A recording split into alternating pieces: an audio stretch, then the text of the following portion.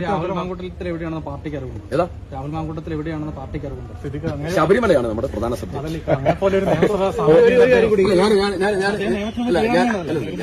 ഞാനത് അറിയുന്ന നിയമപരമായി ഞാനത് അറിയുന്ന ആളല്ല. ഞാൻ അദ്ദേഹമായിട്ട് കോൺടാക്ട് ചെയ്തിട്ടുണ്ട്. അല്ല, ഇത് വിശ്വാസികളുടെ കടുത്ത അമർഷം ഈ കാര്യത്തിലുണ്ടാവും. യുഡിഎഫിന് നേട്ടം ചെയ്യുന്ന അങ്ങ് പറയുമ്പോഴും യുഡിഎഫിന് നേട്ടമല്ല ഞാൻ പറഞ്ഞത്. യുഡിഎഫിന് നേട്ടമല്ല.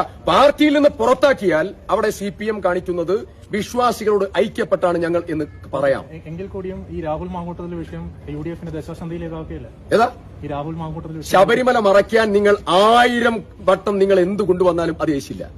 അത് വിശ്വാസികളുടെ മനസ്സിനേറ്റ മുറിവാണ്. ഈ രാഹുൽ മാങ്കൂട്ടത്തിന് കീഴടങ്ങണമെന്നാണ് അങ്ങ് പറയുന്നത്. വിശ്വാസികളുടെ മനസ്സിനേറ്റ കടുത്ത മുറിവിനെ മായ്ക്കാൻ ഒരു വിഷയം കൊണ്ടും സാധ്യമല്ല. അല്ല, ഈ രാഹുൽ മാങ്കൂട്ടം അങ്ങ് ഒപ്പം നിയമസഭയിലുണ്ടായ ശബരിമലയാണ് കോർ സബ്ജക്ട്. വിശ്വാസമാണ് ഏറ്റവും പ്രധാനം. അതല്ല, രാഹുൽ മാങ്കൂട്ടത്തിന് നിങ്ങൾ 1000 വട്ടം ചോദിച്ചാലും സഭയിലുണ്ടായ വ്യക്തിയാണ് അദ്ദേഹം. നിയമത്തിന് മുമ്പിൽ കീഴടങ്ങേണ്ടതല്ലേ? ഒരു നിയമസഭാ സാമാജികനുള്ള അദ്ദേഹം കൈപ്പത്തി ചിഹ്നത്തിൽ മത്സരിച്ച് വിജയിച്ച ഒന്നിച്ചു ചോദിച്ചു.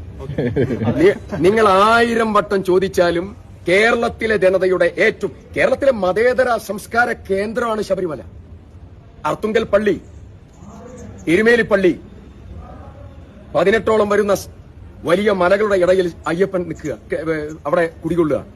ആ പുണ്യപൂങ്കാവനമാണ് ഈ തെരഞ്ഞെടുപ്പിലെ കോർ സബ്ജക്ട്. വിശ്വാസി സമൂഹത്തിന്റെയും മതേതര വിശ്വാസികളുടെയും ആ സബ്ജക്റ്റിനെ മാറ്റാൻ നിങ്ങൾ 1000 സബ്ജക്ട് കൊണ്ടുവന്നാലും സാധ്യമല്ല.